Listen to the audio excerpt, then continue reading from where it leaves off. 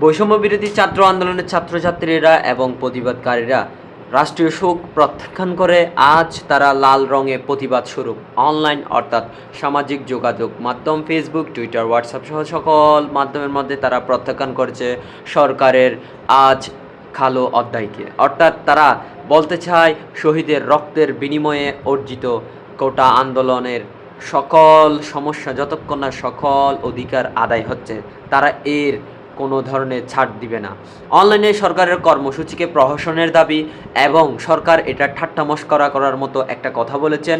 তারা বলেছে তারকাসহ বিভিন্ন পেশাদারি সংহতি দিয়েছে এই ছেলেদের আন্দোলনে। অনলাইনে লাল রঙের প্রতিবাদের মধ্যে রয়েছে প্রবাসীরা এবং বড় বড় সেলিব্রিটিরা এবং আরও রয়েছে শিক্ষক এবং কর্মী সমাবেশরা।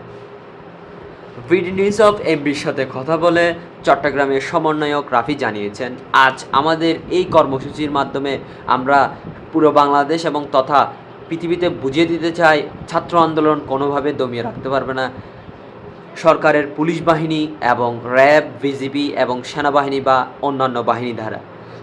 তিনি আরও বলেছেন, লাল রং আমাদের রক্তের রং, এই রং আমার ভাইয়ের শহীদের রং, এই রক্তে এটা রং নয়, এটি একটি রক্ত।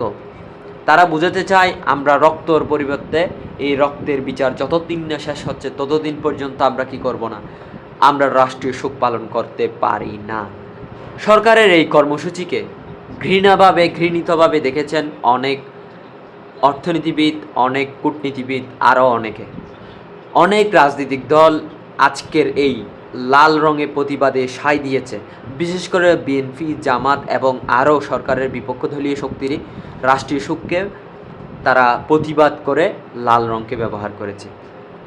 আন্তর্জাতিক এবং দেশীয় গণমাধ্যমের মধ্যে ভালোভাবে রাইটিং হয়েছে এই সংবাদটি। তারকাসহ বিভিন্ন পেশাজীবীদের সংহতি দিয়েছে এই আন্দোলনে। আজকের মতো এতটুক ছিল ভিডি news of MB, Mohammad Ariful Islam.